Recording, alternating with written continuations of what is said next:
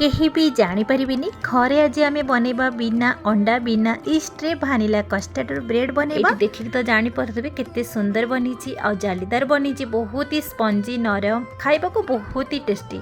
Market भली जमी आम मार्केट रू आणुचंदी ठीक सेम टेस्ट आसो। तो चलो तो घरे बनवा। प्रथम आम केक टिन गोटे नवा, मुझे स्क्वायर साइज रे केक टिन नहीं जेहेतु ब्रेड बनवा। तो आपड़ जदि चाहिए राउंड साइज रे मध्य केक टिन नहीं पारे। से किसी तेल और बटर पेपर लगे नवा। आपण चाहिए तेल जगह घी लगे पारे। तो एबे आमे केक टिन को साइड रे रखिबा। प्रथम आमे लिक्विड जिनस किछि बनैबा, सेथिपई मु एठी ब्लेंडिंग जार यूज करछि। से मु गोटे कप चीनी नहीं, आपन टेस्ट अनुसार चीनी बेसी कम करें। तापरे मु एठी नहीं हाफ कप रिफाइन तेल, बिना स्मेल वाला तेल नहीं। आपन चाहिए मेल्टेड बटर किंबा घी नहीं पारे। ता सहित हाफ कप उषुम क्षीर नहीं, गोटे चामच भानिला एसेंस। एबे हमें सब जिनस को भल से ब्लेंड करवा। ये देखो पेस्ट भली बनी जाइए, किंतु आमको आउ टिके पतला लिक्विड दरकार। तो से आउ हाफ कप ये उषुम क्षीर ऐड करिछि। पुणी आमे भल से ब्लेंड करवा। देखिए बहुत ही पतला लिक्विड आमर बैटर बनी जिवो। तो ये भली आमको लिक्विड बैटर दरकार। तो एबे आमे आकु साइड रखिबा। एबे चलंतु सुखिला जिनस किछि आमे ऐड करबा। तो सुखिला जिनस किछि ऐड करिया पई मो एठी नेछि गोटे बड़ बाउल टे और गोटे स्टेनर टे नेछि। एथिरे मो गोटे कप मैदा ऐड करिछि। जेहेतु आमे कस्टर्ड रो ब्रेड बनेबा, सेथि पई अटा मध्य नै परिबे, किंतु मैदाटा टिके बहुत ही टेस्टी बने। आउ मो हाफ कप मैदा नेछि। टोटल 1.5 कप मैदा आउ 1/3 कप नेछि vanilla custard powder, 1 tablespoon नहीं बेकिंग पाउडर, 1 टीस्पून नहीं बेकिंग सोडा। एथिरे 1/3 कप मु अमूल पाउडर ऐड करिछि। ऑप्शनल अछि, आपण चाहिए स्किप करि परिबे। तो एबे आमे सब जिनस को स्टेनर सहायता रे चलै नबा। जेहेतु आमर सुखिला जिनस रे किछिटा भी खदड़ जिनस थिबो तो सेटा अलगा ही आसीबो। आउ आमर बैटर टी बहुत ही स्मूथ बनिबो, जेमिति कि आमे ब्रेड बनेला बेले किछि प्रॉब्लम होबनी, बहुत ही स्मूथ बनिबो। तो एबे आमे सुखिला जिनस चलै सारा पर एबे सुखिला जिनस को भल से मिसई नबा। आपण जदि अमूल पाउडर जदि एठी यूज करेंगे तो आपण कंडेंस मिल्क मध्य ऐड कर परिबे।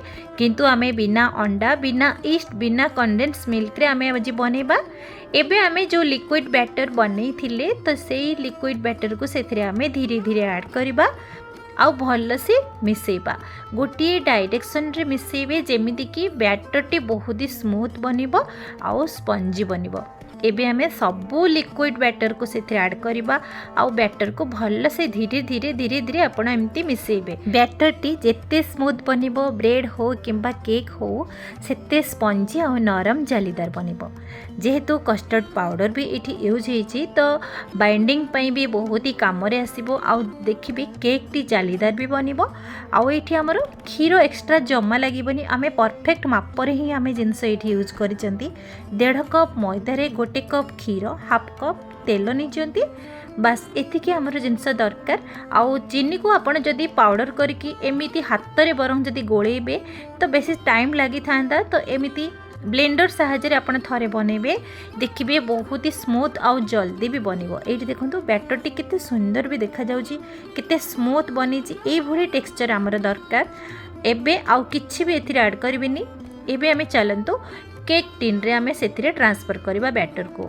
एई भली धीरे धीरे धीरे धीरे एमती बैटर को गोळेबे, देखिबे बहुत ही स्पंजी आउ जालीदार बनिबो। एई बैटर को देखिकी भी जानि परथबे केते हमर पूरा माने स्मूथ टेक्सचर आछे, किछि भी सेथिरे लंग्स नै, बहुत ही स्मूथ बनिची। बिना ईस्ट बिना अंडा रे मार्केट रो जते बेले तो आमे आणुचंती अंडा सेथिरे यूज होइता, ईस्ट भी सेथिरे यूज होइता। तो ये भाव में घरे ट्राई करवा, देखिए बहुत ही सुंदर बनिबो। एबे आमे केक टिन रे आमे सब बैटर को ट्रांसफर करनबा। एथिरे आपण चाहिए टूटी फुटी किंबा ड्राई फ्रूट्स मध्य दे परिबे। एबे आमे बैटर को सेथिरे ट्रांसफर कर सला परे तळे टिके एमती बाडे देबे, जेहेतु तार लंग्स थिबो आ रहिबोनी। आज आमे गैस रे बनैबानी, आज आमे ओवन रे बनैबा। तो सब बेले तो आम गैस रे बनाऊँगी, तो आज आम ओभन रे बनवा। आ ओभन को मुझे 15 मिनिट पूर्वर फ्री हिट करे नहीं थी। एबे आम से केक टिन रखा 45 रु 50 मिनिट पर्यंत आम ताको छाड़िबा। तो 50 मिनिट पर ये देखो चेक करवा केते सुंदर भाव में आमर भानिला ब्रेड फुलिकी केमती स्पंजी होइछि। आउ कलर भी केमती देखंतु गोल्डन कलर आसी जाइछि। एबे आमे भानिला ब्रेड को टिके ठंडा हवा को छाड़िबा।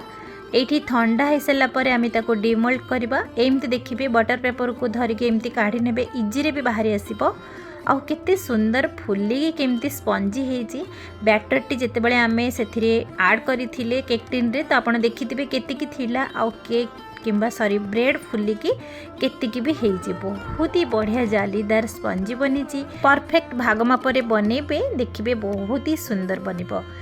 एठी देखिकी जानी पारुथिबे केते तुलतुलिया पूरा नरम होईची। मार्केट रे तो अंडा मिसी थाए आउ ईस्ट भी मिसी थाए किंतु आमे घरे बिना अंडा बिना ईस्ट तो आपण मानक बनैकी देखिली परफेक्ट टेस्ट भी आसीबो आउ परफेक्ट भी मार्केट स्टाइल रे भी बनीची किछि भी जानि परिबेनी आपण घरे बनैचंदी बोले। आपण थरे ये भली बनैकी समस्त को खुआंतु देखिबे समस्ते कहबे आपण मार्केट रू किनिक देइचंती।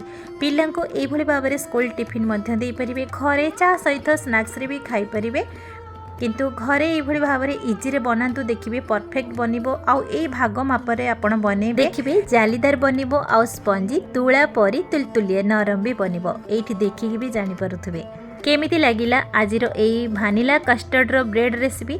जदि आपण मानको ए रेसिपी पसंद आसीची तो बिंदुरोसेई चैनल को सब्सक्राइब करि नेबे पाखरे बेल आइकन को प्रेस करि नेबे जोथि पई कि वीडियो रो नोटिफिकेशन आपणक पाखरे पहुंची परिबो। पुणी देखा नुआ वीडियो रे से पर्यंत नमस्कार।